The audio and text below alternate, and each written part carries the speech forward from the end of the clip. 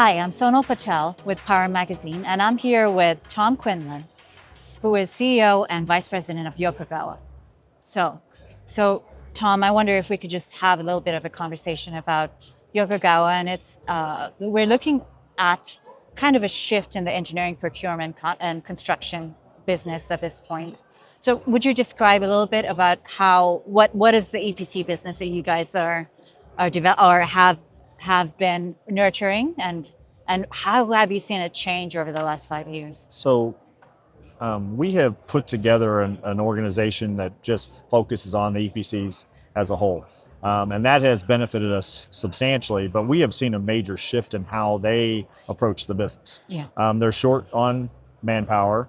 A lot of them are avoiding construction. So you say EPC, I sometimes just say EP, right? Engineering procurement only. We're also seeing a lot of them going into events like LNG plants and those types of things in a joint venture, right? And so that one guy's doing engineering, one guy's doing procurement, one guy's doing construction.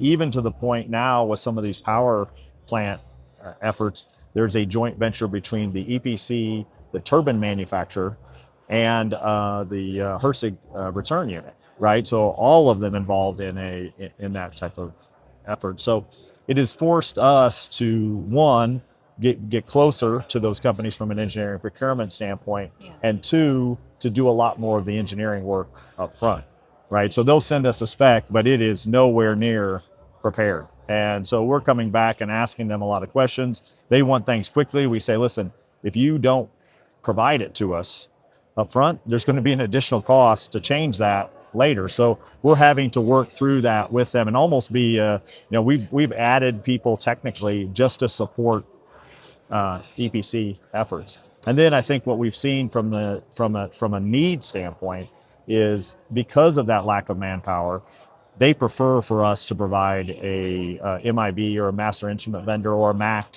project preference, right? Would you explain that project of the Mac? Yeah, so a MAC means we're taking on the entire automation control. So not only from the industrial automation side, but to the instrumentation and the analytical systems integration side as well. From a MIV standpoint, we're taking on all the instruments procurement. So we may be supplying 60, 70% of the instruments that are used in that balance of plant, but we're also now going out and supplying all 100% because that eliminates that effort they have to make, right? And they trust us as understanding the process in the power industry and can be able to provide them with expertise that then provides them with the instruments they need. They know that's all coming from one company. They're dealing with one company as well.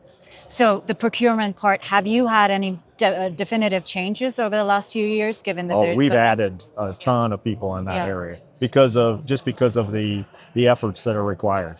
And we're seeing, because again, EPCs are having turnover, right? There's one company we're working with on a project right now. They told us 70% of the people working on this project are new hires, right? Yeah. And so they can't provide the defined engineering. So we're coming back with questions to give them exactly what, hey, we need X, Y, and Z to be able to provide you with a high definition proposal so that you can take that to the end user.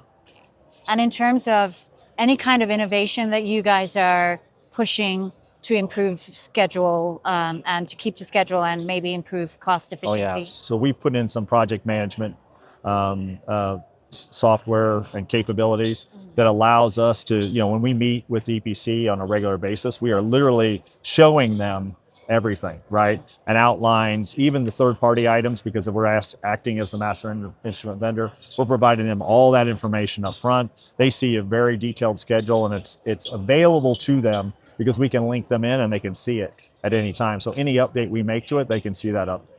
And then maybe look ahead, maybe just the next 5 years, maybe 10 years. What do you see changing in your business and the APC business generally?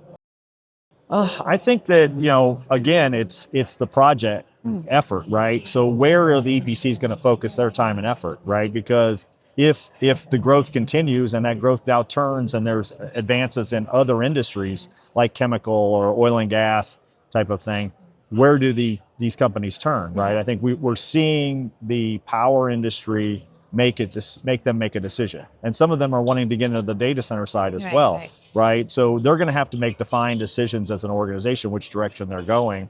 And I think that's again, manpower becomes the big issue. And for us, what we're trying to do is define what we're going to be able to perform for them, give them confidence in what we can provide, and also what we can provide from a project management standpoint, so they feel comfortable that they're going to stay on schedule constantly. And also provide, I think the other question is storage, right? You've got a project that's running and it gets delayed due to something else, right? They were talking today about transformers delivery or even the turbines. I mean, we're out till 2033 on turbines. What's that delivery look like? Yeah. The advantage we have is we're working very closely with several of the turbine manufacturers and supplying the instrumentation. Right. So we're already identifying where's that, when that project's going to happen, and have a good idea of what that timeline looks like and when they need the equipment. Yeah. So we can provide that storage for them as well, that then we can deliver when they need it on site for construction. That's very interesting to know. So that is not kind of a standard thing that happens at this point. So it is kind of a bottleneck pinpoint. Yep. Yeah. Well, thank you very much, Tom. I really enjoyed our conversation. Well, thank you. Thank you. Now can we talk food?